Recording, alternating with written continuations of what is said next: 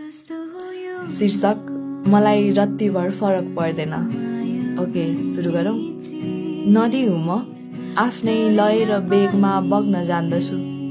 जो किनार बनी साथ दिन्छ उसैलाई जीवन मान्दछु।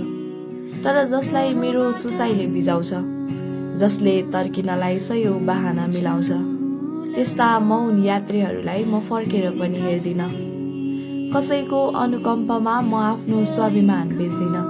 हो, कुनै बेला लाग्थ्यो कोही मान्छे नबोल्दा मुटु फुट्छ कि, सम्बन्धको धागो चुडिँदा यो संसारै छुट्छ कि। तर समयले बिस्तारै एउटा सत्य सिकायो, कागजका फूलहरूमा कहिले सुगन्ध आउँदैन, जबरजस्ती बाँधेको प्रीतिले कहिले शीतलता ल्याउँदैन। त्यसैले त आजकल बोल्नेहरूका लागि मेरो ओठभरि बसन्त छ, नबोल्नेहरूका लागि मेरो हृदयमा मौनताको अनन्त छ। आकाश हुँ म, नितान्त एक्लै पनि चम्किन सक्छु। आफ्नै एकान्त शून्यतामा पनि म मजाले रम्न सक्छु। जसलाई मेरो शब्दको कुनै मोल छैन, त्यसको लागि अब मसँग कुनै बोल छैन। मायाको भिख मागेर बाँच्नु मेरो संस्कार होइन।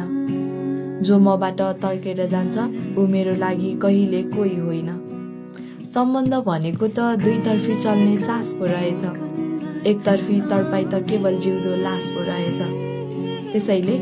त्यसैले बोल्नेहरूसँग बोल्छु म, मुटु खोली हाँसिदिन्छु, तर बेवास्ता गर्नेको त म छाया पनि मिल्काइदिन्छु। नबोल्नेहरू नबोलुन्, अब मलाई रत्तिभर फरक पर्दैन। धन्यवाद।